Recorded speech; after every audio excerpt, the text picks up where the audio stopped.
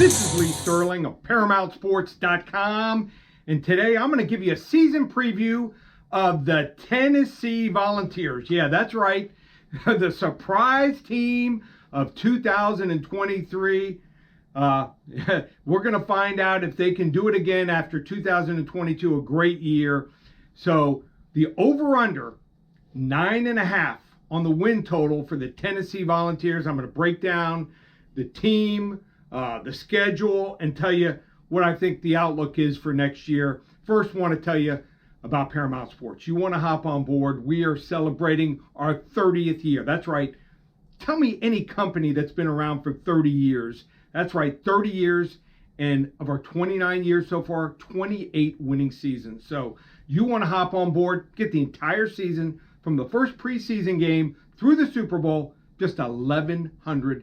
ParamountSports.com, or call 800-400-9741. Now, on to the season preview for 2023 for the Tennessee Volunteers. Now, the question here is, can the Tennessee Volunteers, can they replace quarterback Hendon Hooker, who had 29 touchdowns and only 2 interceptions, and the star receiver, Jalin Hyatt, 67 catches for almost 1,300 yards and 15 touchdowns. He was the big play guy.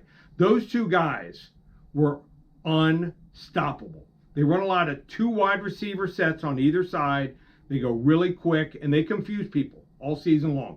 Now, Joe Milton's going to step in at quarterback. That's right. If you remember the name, used to play at Michigan. He came over, and he thought he was going to be the starter, beaten out by Hooker. He did play well in 3 games that he started after Hooker was injured. He beat Missouri up big time. They ended up winning the bowl game, but they ended up losing one blowout loss. So he looked good, 10 touchdowns, no interceptions. But the question is, can he come close to replicating what Hendon Hooker did? He has great arm, great talent, but I don't know if he can replicate it. I don't think his accuracy is quite as good here. Also, receivers, losing Hyatt. They're going to replace him with a transfer.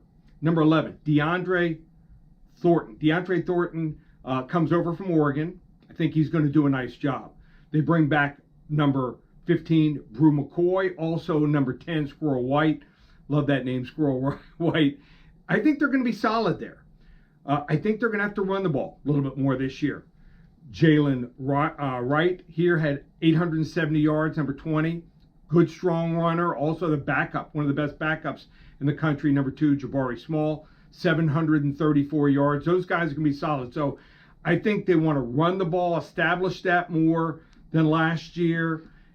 Offensive line, also a couple question marks. Love their center, but left tackle and also left guard. They're expecting 2 transfers from Texas, Miami, step in and do the job.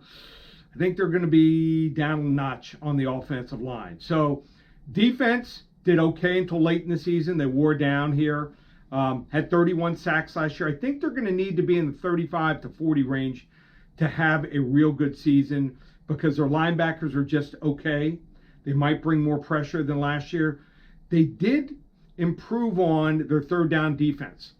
What they had going on in 2021 to 2022, they improved it from a 42% in 2022 to only a 34% conversion rate. So they were able to knock that down, like I said, 42 in 2021 all the way down to 34. That's almost 10%.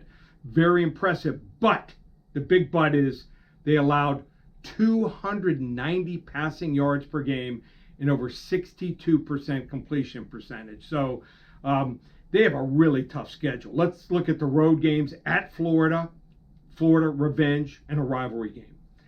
At Alabama.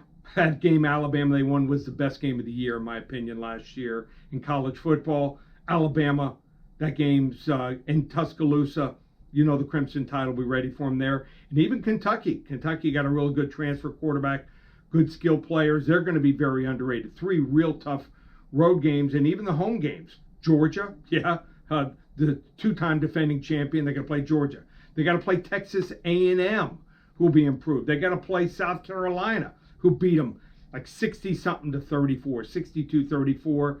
And even Missouri will be improved. And UTSA, one of the best teams in their conference, is a little underrated. So the win total is 9.5.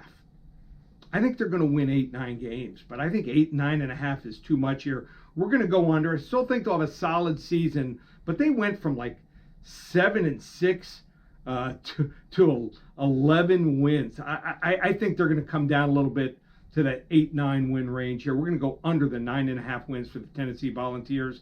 Real good recruiting class. I think next year will be their year. But let's go under the win total for the Tennessee Volunteers. You want to hop on board Paramount Sports? The entire season, early bird special, just $1,197. ParamountSports.com or 800-400-9741.